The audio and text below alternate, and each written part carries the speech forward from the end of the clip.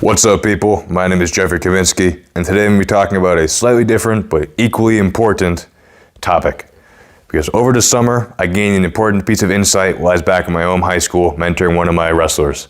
So he's a young guy asking for advice and wisdom on how he can get better at wrestling and achieve the things that he wants to on the mat this year. And he asked a question about, obviously he's a motivated guy, how can you get the other guys in the team who aren't as motivated to start buying in and caring? Of course, this is something I can relate to, so I start saying things. And the immediate thing that comes to mind is to just say that some people don't care as much, and that's something you kind of have to deal with. But that's kind of a crappy answer. So naturally, the next thing that comes to my mouth is to say that you have to be a leader. But this guy, like myself, is a big introvert. If I was in front of his camera or coaching somebody, I could go a whole week without talking to somebody, and I'd be perfectly happy. That's to say that not everybody is a vocal leader. A lot of people kind of misconflate leadership with rah-rah hype speeches and stuff, but not everyone's like that. We all have different leadership styles. And my preferred style is to lead by example. And a lot of people, especially coaches, will say that you can't just lead by example, and that is not enough to just show up and work hard and expect people to follow you. And they're absolutely right.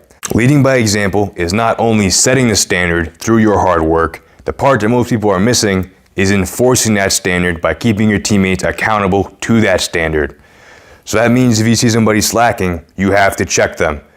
If you see one of your teammates not drilling the way they should be, or skipping reps in the weight room, or when coach is showing technique, they're sitting down or have their hands on their knees huffing and puffing, you have to call them out on that. And you don't have to be a dick about it. You can just grab their hand and get them to stand up, but you have to say something.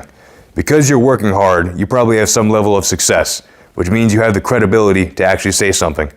If you're just a bum with your stuff not together, you probably shouldn't check people yet. You need to lead yourself first. But obviously they're probably gonna be angry when you do this because they're just trying to survive and breathe and you're telling them to stand up.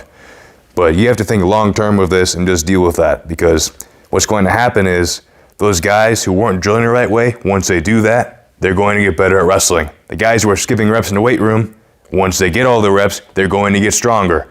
The guy who's looking like this, once you get them to stand up and control their breathing, their conditioning and their body language are going to get better. All of these things are going to lead them to have more success on the mat, which is going to build their confidence and get them to care more about it. And whether they understand it or not, deep down they kind of know that those small details are what's making them have that kind of success. So after they start keeping themselves accountable, they start helping other guys be accountable. Like just a week or two ago, one of my teammates who notoriously would always be like this and huff and puff, I saw him standing up and he actually helped someone else get up too. And that was really cool to see. Once you have all of these guys who are not only setting that standard, but raising it and keeping people accountable to it, that's how you elevate a program with just a few people leading by example. Now, all of this is not to say that just because you're leading by example, that means you cannot be vocal. Quite the opposite. It kind of puts you in a better position to be vocal, because when you actually do say something, it's going to carry more weight. Like if you see one of your teammates struggling, and you go and have a one-on-one conversation with them and help them up, that's going to mean a lot more to them than just some hype speech that someone stole from David Goggins. Alright, so that was my little spiel on what it actually means to lead by example. If it helped one of you guys out, or if you have something to add, leave a comment down below. And please do all the typical YouTube things like subscribe and like the video. Thanks. I'll see you next time.